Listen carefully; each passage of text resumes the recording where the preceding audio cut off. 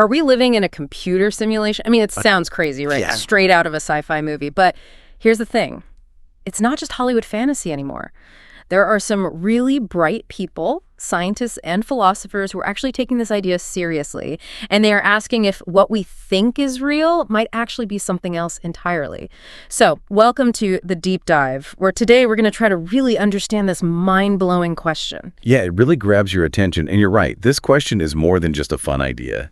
So today, we'll look at the main arguments and maybe even some clues that make people think this could actually be true. It is a pretty wild idea. It is. So to get started, let's go back to a key moment, when the philosopher Nick Bostrom at Oxford laid out what he called the simulation argument back in 2003. This wasn't just some random idea. It was a carefully thought out argument. It presented some possibilities that are really, really surprising. Absolutely. Bostrom said there are 3 possibilities. And according to his logic, at least one of them has to be true.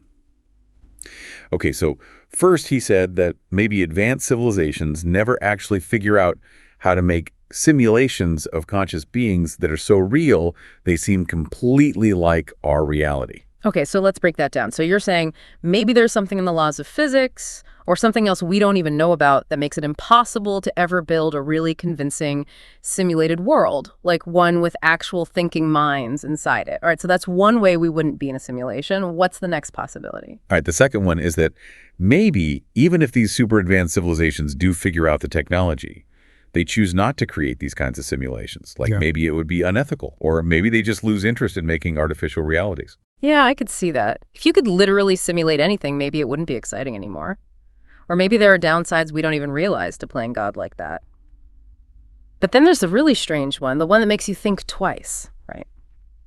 So what was that third option Bostrom presented? Well, the third one is the one that says we are almost certainly living in a simulation. And this is where the statistical part of his argument gets really interesting. Right. Think about it. If there are countless advanced civilizations out there, and lots of them are creating a ton of simulations, it would be like an unimaginable number of super advanced video games all running at the same time. If that's the case, the number of beings in all those simulations would be so much larger than the number of real beings in the original base reality. Exactly. And if that's how things are, then based on just probability, it's much more likely that any conscious being, like you or me, is living in one of those simulations instead of in the original base reality. It's a numbers game with some crazy implications. So remember, one of these 3 things has to be true, and the math suggests the least intuitive possibility, the simulation one, might be the most likely one. So that's the basic mind-bending idea we're looking at today. All right, so we have Bostrom's argument, this trilemma. If we assume those first 2 ideas are wrong, then the math points to simulation as the answer. But this is where it gets really interesting. We need to look at the universe for potential clues, like you said, bizarre evidence. So what are some of the things that make scientists and thinkers say, hold on, that looks kind of like computer code? Well, one really cool idea is that the laws of physics themselves seem kind of computational. Just think about it. The universe operates according to rules, precise mathematical equations that control everything. They control how galaxies collide and how tiny particles move around. It's all governed by these equations. Like the universe's operating system has a super strict set of instructions. Exactly. And what's really amazing is the work of this physicist, James Gates. He actually found what looked like error-correcting codes inside the equations that describe the basic particles of the universe and how they interact. They're correcting codes. That's wild. It's like the kind of stuff our computers use so our data doesn't get messed up when we download something. It's as if we found lines of programming language right in the fabric of space and time itself. It is pretty mind-blowing. It's like finding the error-checking system your computer uses to keep your files from being corrupted. But this time it's built into the fundamental laws of the universe. It makes you think there must be some underlying structure there, right? It's not just a random coincidence. Totally. Okay, so we have the universe's rule set that looks suspiciously like code. What's the next weird piece of evidence we have? Something about everything being made of tiny little digital blocks. Yes, that's the idea of a pixelated universe, Like, think about how a digital picture or a video game world is made up of so many tiny squares, pixels, that come together to create the illusion of a smooth image. Some physicists, like Craig Hogan, have theorized that the universe itself might actually have a fundamental discrete level to it as well. So you're saying that space, instead of being something that can be divided infinitely, might actually have a smallest possible unit, like the ultimate pixel you can't zoom in past? Exactly. And listen to how small this scale would be. The Planck length, which is about 10 to the power of negative 35 meters. That's like taking a meter stick, dividing it by 10, then dividing that result by 10 again, and keep doing that 35 times. It's mind-bogglingly small. That Planck length, that's where some physicists think the fundamental pixels of our universe might actually be. And the idea of a universe built out of these little blocks, well, it sounds a lot like how digital simulations are made from fundamental units of information. It's a powerful analogy. It's like our reality has a maximum resolution, just like a computer screen, right? You can zoom in so far, but eventually you hit the pixel limit. That's it. It really is a mind-blowing concept. And then we can't forget about all the weird things we see in quantum mechanics, right? The double-slit experiment. It's always felt like it's trying to tell us something strange about reality. Yeah, that's a classic example of how bizarre the quantum world is. In the double-slit experiment, particles like electrons can act like both waves and particles at the same time. But the really crazy part is that their behavior changes depending on whether or not they're being watched. Right. When scientists don't try to measure which slit they go through, the electrons act like waves and pass through both slits simultaneously. But the second you try to see which slit they go through, boom, they suddenly behave like normal particles, passing through just one slit. It's as if watching them forces them to make a choice. Exactly.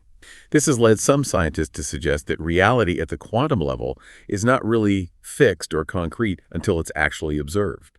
And that's where the link to the simulation hypothesis gets super interesting. It's almost as if the universe only renders the specific details of a particle when it's being observed. Kind of like a video game that only fully loads the area around the player to save processing power.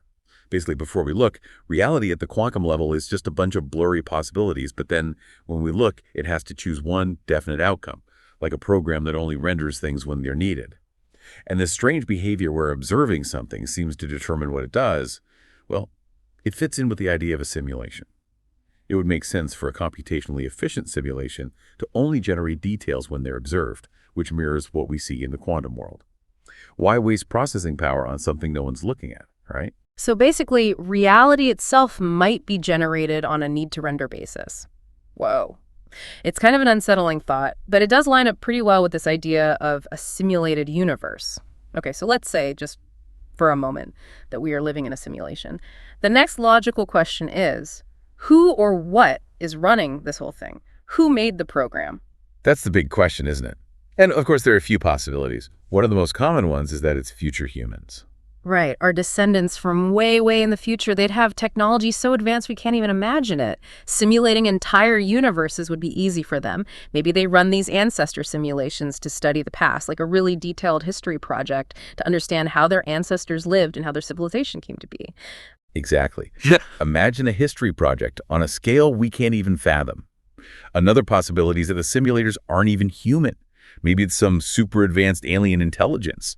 Perhaps they run these universe simulations for science, to test different physical laws or evolutionary paths, or who knows, maybe even for fun. I mean, can you imagine extraterrestrial gamers with the power to create universes? That's pretty wild. It is.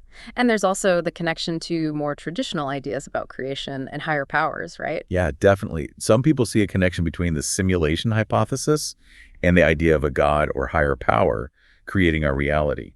So from that angle, the simulators would be like gods in a technological sense. It's really interesting how this modern tech-focused idea can echo these ancient philosophical and religious concepts. Yeah, it really makes you think about our deep need to understand where we came from and what this whole reality thing is all about. And speaking of people who make us think, we can't forget Elon Musk and his very public ideas on this topic. True. He famously said he thinks there's only a 1 in billions chance that we're in base reality. That's a pretty strong statement coming from a guy who's at the forefront of technological development. But isn't it possible he's just playing with a philosophical idea rather than having actual evidence? Still, his statements do make people more interested in this conversation. It definitely makes you stop and think when someone like that is so convinced about something. All right, so we've explored why this simulation idea is getting attention, and we've looked at some strange clues.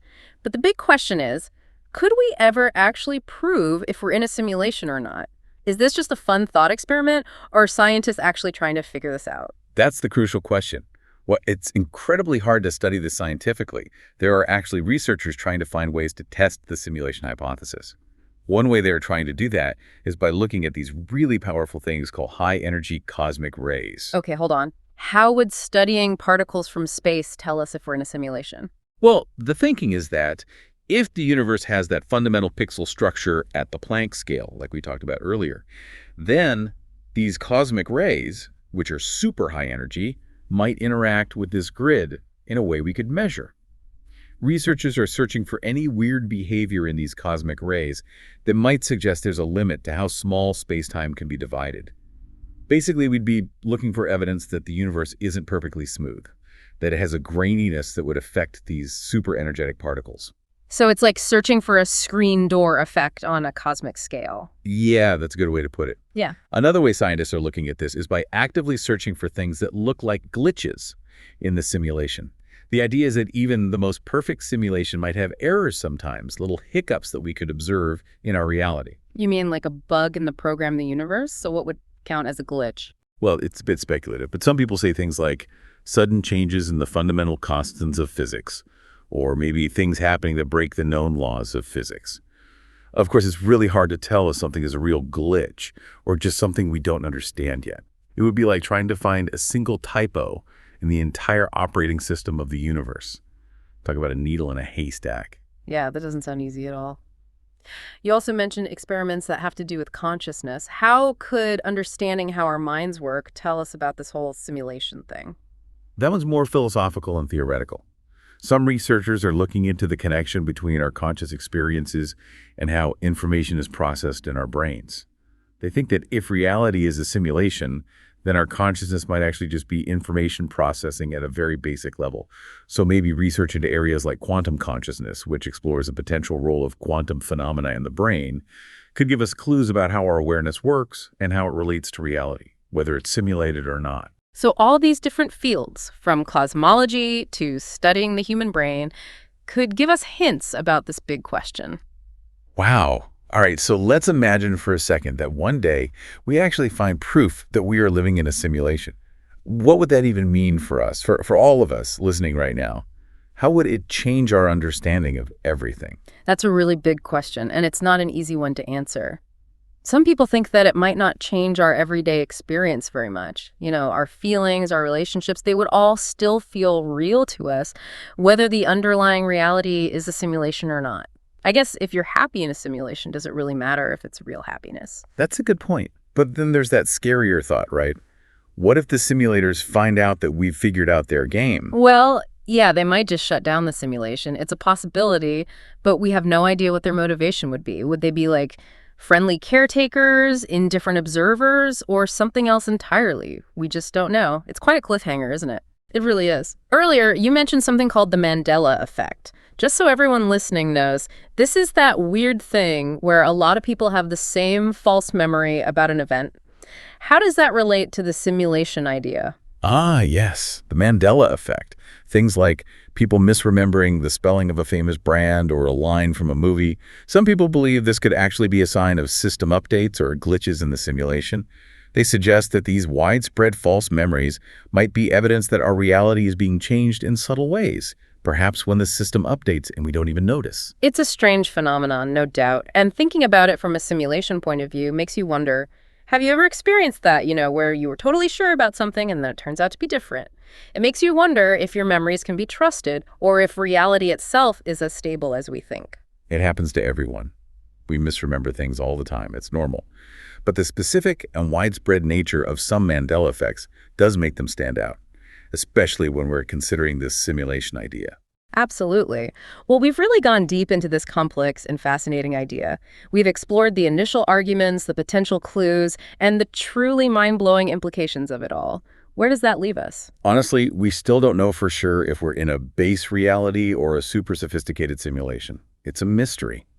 The simulation hypothesis is still an open question, and people are exploring it and debating it in many different fields.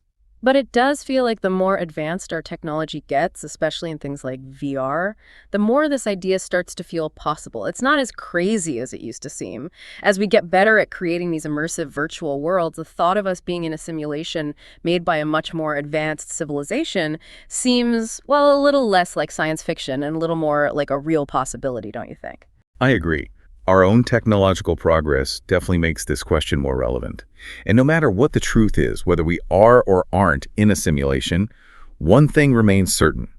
Our own individual experience of reality is real. Our emotions, our connections, our lives, these are the things that matter, regardless of the nature of reality itself. Absolutely. Our experiences, simulated or not, make up our personal reality. So as we finish up this deep dive, I want to leave you with a thought. What if the very act of us questioning reality, our natural curiosity about existence and our need to understand it, is actually a pre-programmed function in the simulation? Or could it be something deeper, a spark of awareness that goes beyond the simulated boundaries? It's something to think about, even after this conversation is over. Thanks for joining us on the Deep Dive.